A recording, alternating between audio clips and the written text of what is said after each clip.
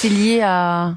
C'est lié, les avalanches, elles se situent en hors-piste, parce que ça c'est la montagne, c'est un environnement naturel. Ça peut arriver sur la piste, mais ça peut arriver aussi sur une route, où là on a vécu des risques 5 sur 5, où toute la montagne devient dangereuse.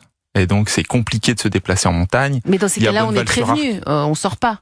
Oui, mais exactement. Mais tout le monde n'écoute pas. Tout le monde n'écoute pas. Et donc vous donnez Michael Bimboès, des conseils de prévention pour ces risques d'avalanche. Vous avez un rôle pédagogique sur votre compte. On essaie. En tout cas, c'est ce qu'on essaie de faire. On montre la montagne de manière complètement transparente avec Winter Activity. D'ailleurs, on fête nos 10 ans cette année. Et on essaie de pas filtrer quand il nous arrive des choses, parce que parfois on fait des erreurs aussi, et on n'essaie pas de les cacher. Donc on est complètement transparent.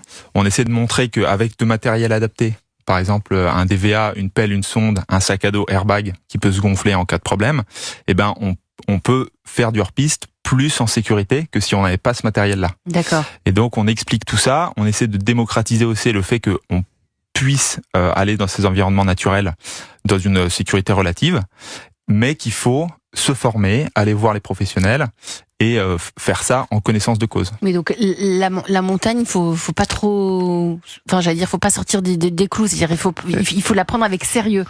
Il faut la prendre avec sérieux et en étant conscient des risques qui s'imposent à nous-mêmes et aux autres. Parce que c'est pas parce qu'on traverse juste un petit bout de hors-piste à côté de la piste qu'on se met pas soi-même en danger, parce qu'au final, en amont d'où on est, il peut y avoir d'autres personnes qui skient, et ils peuvent faire tomber des avalanches sur nous, quoi. Vous avez créé aussi une application et une marque de bâton de ski, donc on a un multi-entrepreneur en face de nous ce soir sur Europe 1. Eh ben oui, parce qu'en fait... Une appli pour apprendre à skier. Exactement, ça s'appelle Wintermet, mais on s'est rendu compte en 10 ans de vidéos sur YouTube notamment, que c'est